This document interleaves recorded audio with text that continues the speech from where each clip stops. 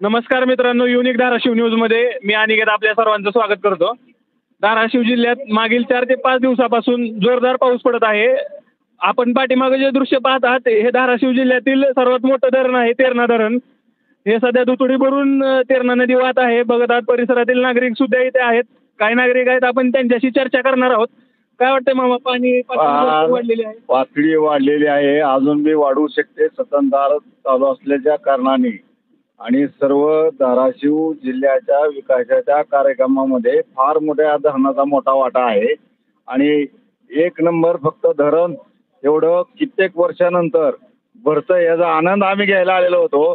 पण समक्ष सर्व हे तुमचे मंडळी आले, त्याच्यामुळे थोडंसं आम्ही बी खुश झालेलो आहे, ते बी खुश आहेत. बघितलं मित्रांनो, धरण परिसरातील आपण नागरिकांशी चर्चा केलेली आहे. आणखी काही नागरिक आहेत, आपण त्यांच्याशी बोलणार. एक तरुण आहे. आपण अशी धोकादायकरित्या सेल्फी काढताय, भीती वाटत नाही का आपल्याला? भीती वाटते, आलो नाही, पण तेरणा नदीचं दर्शन त्या ठिकाणी घ्यावं म्हणलं, त्यामुळे आलो होतो. किती वाजता ओव्हरफ्लो झालेला आहे? एवढं पाणी दुथडी भरून वाहते नदी. काल दुपारपासून त्या ठिकाणी ओव्हरफुल झालं. काल दुपारपासून त्या ठिकाणी वरतून वाहत आहे. परिसरातील आपण नागरिकांशी चर्चा केलेली आहे सकाळी आणि काल दुपारपासून तेरणा नदी ही दुथडी भरून वाहते आहे. आपण पाहतात नदीतून मोठ्या प्रमाणावरती विसर्ग सुरू आहे. प्रशासनाची कुठलीही इथं म्हणजे टीम दिसत नाहीये. धोकादायकरित्या नागरिक सेल्फी काढत आहेत, बऱ्याचशा गोष्टी इथं होत आहेत, परंतु प्रशासनाचा एकही व्यक्ती इथे दिसत नाही. परिसरातील आणखी एक नागरिक आहेत, आपण त्यांच्याशी बोलणार आहोत. सगळेजण सेल्फी काढू द्या, काय बी काढू द्या, पण एक एवढं आहे की फक्त शेतकरी मारायला लागला ह्याच्यामध्ये. फक्त एवढं आमच्या शेतकरीसाठी आमच्या काहीतरी करा.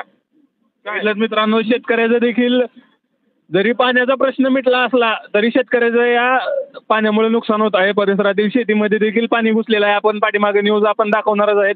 सोयाबीनमध्ये देखील शेंगाला पाणी लागलेलं आहे. परिसरातील शेतीचं देखील नुकसान झालेलं आहे. सध्या नदी ही धोका पातळीवरून वाहत. संबंध महाराष्ट्रामध्ये मागील 4 ते 5 दिवसापासून जोरदार पाऊस बरसत आहे. आपण जी नदी पाहत आहात ही धाराशिव जिल्ह्यातील तेरणा नदी आहे. तेरणा नदी सध्याला दुथडी भरून वाहत आहे. परिसरातील काही नागरिक आहेत, त्यांच्याशी आपण बोलणार आहोत. कधी आलेलं आहे पाणी?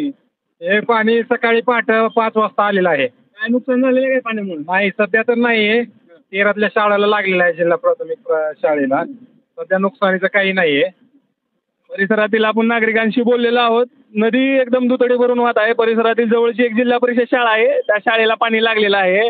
आपण पाहत आहात परिसरातील काही नागरिक आपली गाडी पण धुवून घेत आहेत. 5 दिवसापासून ओव्हरफ्लो झालेले होते, परंतु काल 2-4 दिवसात जोरदार पाऊस झाल्यामुळे तेरणा धरणाची नदीची पाणी पातळी वाढलेली आहे. अगदी इशारा पातळीवरनं नदी वाहत आहे. धरणातून अगदी मोठ्या प्रमाणात विसर्ग सुरू आहे. आता आपण आहोत संत गोरोबा काका मंदिराजवळ. इथे देखील नदीचा एक पूल आहे. पुलाच्या अगदी थोडंसं 2 ते 3 फूट पाणी राहिलेलं आहे पुलावरनं जाण्यासाठी. परिसरातील बरेचसे नागरिक इथे फोटो काढत आहेत, सेल्फी काढत आहेत. नदी एकदम दुथडी भरून वाहत आहे. मागील 4 ते 5 दिवसापासून महाराष्ट्रात सर्वत्र जोरदार पाऊस बरसत आहे.